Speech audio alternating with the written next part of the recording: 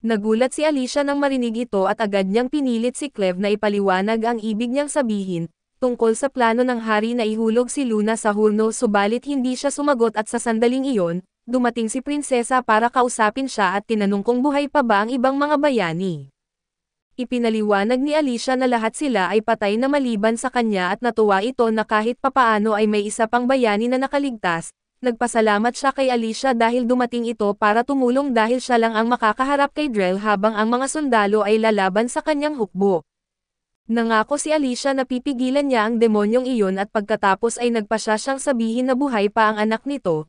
Naluha ang prinsesa nang marinig iyon at tinanong kung nasaan siya ngayon at sumagot si Alicia na dinala siya ng kanyang kasama sa hurno ng kaharian, pero kailangan nilang magmadali dahil papunta rin doon si Drell. Binanggit ng prinsesa na sasama rin siya pero pinigilan siya ni Alicia at sinabing napakadelikado nito, ngunit tumanggi ang prinsesa na iwan ang anak niya sa panganib at hindi na siya nakumbinsi ni Alicia. Samantala ay dahan-dahan na nagsara ang pinto ng hurno sa likuran ni Cleve. Habang pinapanood niya ang haring walang ulo na bitbit si Luna papunta sa nag-aalab na apoy, kinausap ng hari ang Panginoon ng hurno at inialay sa kanya ang bata.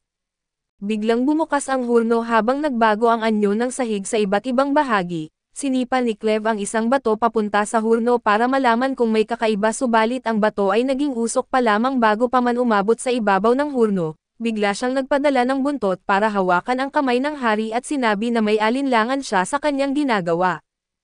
Ayon kay Cleve, baka hindi totoong apo ng hari si Luna kaya't ganoon na lang siya kasigurado na ihulog ito sa hurno.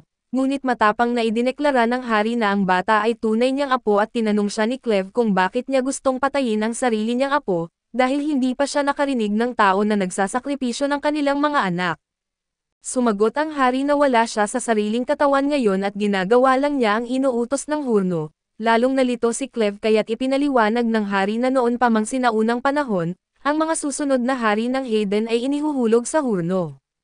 Sila ay nagiging abo sa loob ng hurno ngunit pagkatapos ay muling nabubuhay at habang buhay nang nakatali sa kapangyarihan nito, karaniwan ay nagkakaroon muna ng seremonya ng pagbibigay ng pangalan bago ang ritual, kung saan inukit sa hurno ang tunay na pangalan ng bata bago siya ihulog. Dagdag pa ng hari na ang isang bata ay tumatanggap ng pangalang pampubliko at isang tunay na pangalan, at tanging ang tunay na pangalan lang ang iniuukit sa hurno at sa kabutihang palad, hindi nagkaroon ng oras para gawin ang seremonya para kay Luna, kaya't hindi siya kayang kontrolin ng hurno sa ngayon. Iyon ang dahilan kung bakit inuutos ng hurno sa matandang hari na ihulog siya roon upang makumpleto ang seremonya. Ngayon ay naintindihan na ni Cleve na ang matandang hari ay namatay at muling nabuhay rin sa pamamagitan ng hurno, kaya kahit wala ang ulo niya ay nabubuhay pa rin siya. Kinumpirma iyon ng hari at idinagdag na dapat sana ang anak niya ang susunod na hari pagkatapos niya, ngunit tinapos nito ang sariling buhay bago pa mangyari iyon at sinubukan ng hari na bigyan siya ng pagkakataon na pumasok sa hurno ng kusa sa pamamagitan ng pagsasabi ng lahat. Pero duwag siya at sinubukan na takasan ang kanyang kapalaran kaya't ngayon, ayaw nang magpapabaya ng hurno kay Luna dahil susunugan niya ito at muling likhain gamit ang apoy upang maging susunod na hari. Pagkasabi nito ay inihulog ng hari si Luna sa hurno at nasunog ito nang walang iniwan na bakas habang pinapanood ni Cleve, samantala ay papunta na si Drell sa hurno sakay ng kanyang dragon, determinado na alamin kung ano ang nasa loob nito at gamitin ang kapangyarihan para baguhin ang mundo. Kasabay nito ay tinutulungan ni Alicia ang prinsesa na umakyat sa mga bato kaso napagtanto niyang mas mabilis kung dadalhin na lang niya ang prinsesa sa kanyang likod, sinabi niya kay prinsesa na sumakay at pagkatapos ay nagsimulang tumalon papunta sa hurno.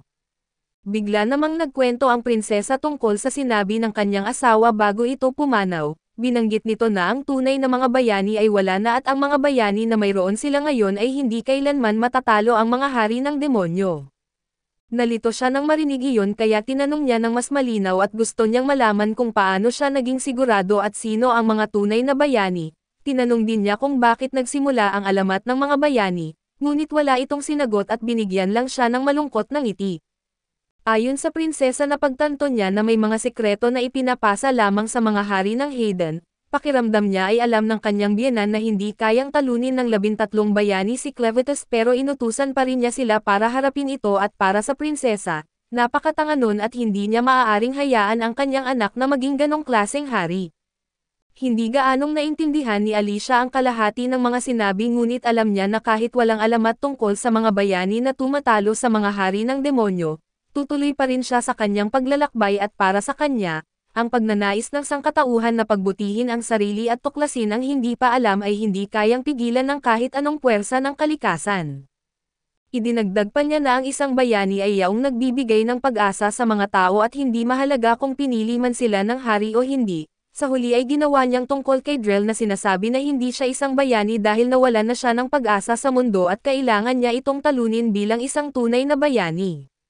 Labis na humanga ang prinsesa sa kanya at sinabi ni Alicia na muntik na rin siyang mawalan ng pag-asa, pero nakilala niya ang isang tao na hindi pumayag na gawin niya iyon at ang tinutukoy niyang lalaki ay nakangising parang baliw habang pinapanood si Luna na nasunog. Tinanong niya ang hari kung ano ang susunod na mangyayari dahil dapat ay nabuhay na ito ngayon. Humarap ang hari sa kanya at nagulat nang makita si Luna na nasa bisig ni Cleve at napagtanto ng hari na pinalitan niya ang bata ng anino noong hinawakan niya ang kamay nito, at sinabi ni Cleve na tama siya. Dagdag pa niya sa hari na isa lamang siyang puppet at hindi siya kayang pigilan at tinanong niya kung ano ang mangyayari sa kanya ngayong hindi niya natapos ang misyon ng Hurno. Hindi sumagot ang hari at sa utos ng Hurno ay bumagsak ang kanyang katawan sa apoy at naging abo. Hindi na nagulat si Cleve dito pero curious siya kung ano ang susunod na gagawin ng Hurno para makuha ang bata. Biglang nagbuga ng lava ang Hurno papunta sa kanya pero hinarang niya lahat gamit ang kanyang kapangyarihan. Hinamon niya ang Panginoon ng Hurno na lumabas kung gusto talaga nitong makuha ang bata. Tinanggap ng Panginoon ang hamon at lumabas sa kanyang tunay na anyo. Nagdulot ng napakalaking pagsabog na sumisira sa bubong ng Hurno at ginamit ni Drell ang pagkakataon para makapasok, at iniwan ni Alicia ang prinsesa para pigilan siya. Naisip niya na hindi niya ito maaabutan sa oras nang biglang may dumaan na mabilis sa itaas, si Garth pala iyon na ibinaba si Rod mismo sa ibabaw ni Drell upang labanan siya. Inilabas ni Rod ang kanyang banal na sandata at lumikha ng napakalaking sibat na yelo na tumatagos sa dragon ni Drell at nagpabagsak dito sa lupa. Ngunit hindi sapat ang atake para masaktan si Drell kaya't pinalipad niya si Rod gamit lang ang isang hampas ng espada. Handa nang tapusin ni Drell si Rod pero bigla siyang inatake ni Alicia at itinulak palayo at nakipagtulungan si Rod sa kanya, napagtanto na wala silang tsansang manalo kung hindi sila magsasanib puwersa. Tinuwanan sila ni Drell at sinabing kalokohan lang ang ginagawa nila at kahit marami pa sila ay hindi nila siya matatalo. Bigla siyang nagkaroon ng dalawang karagdagang mata sa noo mas lalo pang lumakas at agad na nag-teleport sa likuran nila, hindi nakasabay sina Alicia at Rod at ang makapangyarihang atake ni Drell ay tumulak sa kanila palayo. Tinarget ni Drell si Alicia pero nadamay rin si Rod sa saklaw ng kanyang atake, at pareho silang tumilapon ng mataas sa ere na kaagad na nag-teleport si Drell sa itaas nila at tinutuhog si Alicia, nang susubukan ni Rod na atakihin siya mula sa likod. Hinawakan ni Drell ang sibat nito at itinapon siya pababa. Pareho ng pagod at sugatan sina Alicia at Rod subalit hiniling ni Alicia na gamitin muli nito ang kanyang yelo. Sumunod siya at naglabas ng napakalaking sibat na yelo kay Drell na madali namang naiwasan, ngunit ang atake ay isang panlilinlang lamang upang makalusot si Alicia sa likuran niya. Habang na-distract si Drell nang malaman iyon ay ginamit ni Rod ang natitirang lakas niya upang lumikha ng haligi na yelo at ikulong ito. Natali lamang ang binti ni Drell ngunit sapat na iyon para bigyan ng oras si Alicia upang maglabas ng isang makapangyarihang atake at hatiin siya sa gitna. Akala ni Alicia ay nanalo na sila pero biglang nagkadurog-durog ang katawan ni Drell at naging madilim na pulang dugo. Nakilala agad ni Alicia na iyon ay madilim na mana ng isang hari ng demonyo at di siya makapaniwala at bahagyang nagbaba ng depensa. Kahit wala ng katawan ay nakokontrol pa rin ni Drell ang kanyang espada at pinakawalan ito kay Alicia. Tinataga ang kanyang kamay at naligtas siya ni Rod sa huling sandali mula sa pagbagsak ng mga tipak ng yelo, at bigla muling binuo ni Drell ang kanyang katawan mula sa simula gamit ang lahat ng madilim na mana. Nag-transform siya sa mas nakakatakot at mas malahalimaw na anyo at idineklara niya na walang halaga ang pagsisikap at pag-asa ng tao dahil anuman ang kanilang gawin, hindi sila kailanman magiging tunay na mga bayani at dagdag rin niya na ang 5 uri ng mga humanoid na naninirahan sa kontinente ng Edea ay mga mababang uri lamang na hindi man lang makagamit ng mahika kung wala ang Arcanite. Ayon sa kanya, ang mga tunay na tao na minsang namuno sa buong mundo ay naglaho na ilang siglo na ang nakaraan at iniwan nila ang mga natitirang uri ng humanoid upang ipagtanggol ang kanilang mga sarili laban sa makapangyarihang mga halimaw. Nag-uumapo ang galit ni Drell at sinabi niyang wawasakin niya ang alamat ng mga bayani kahit ilang digmaan pa ang kailangan niyang pagdaanan. Naglabas siya ng napakalakas na apoy mula sa bungo ng dragon na nasa kanyang kaliwang kamay, at pinaikot ni Rod ang kanyang sibat ng napakabilis para kahit papaano ay maharangan ito. Sa kabutihang palad ay hindi pa nawawalan ng malay si Alicia at narinig ni Cleve ang buong monologo ni Drell sa pamamagitan niya. Ngayon ay naintindihan na niya na ang hari ng demonyo na sumusuporta kay Drell ay si Varden ng Hilaga, na tila may sariling laban-laban sa mga tunay na tao. Hindi rin matatandaan ni Cleve na nakatagpo siya ng tunay na tao na nangangahulugang naglaho na ang mga ito mahigit 1,000 taon na ang nakalipas noong siya pa ang umupo sa trono. Naisip ni Cleve na isinumpa niya si Zephyr na mas matanda pa sa kanya at dapat ay alam ang tungkol sa mga tunay na tao dahil hindi niya ito sinabihan. Pagkatapos ay ibinalik niya ang kanyang atensyon sa nilalang na nasa harapan niya.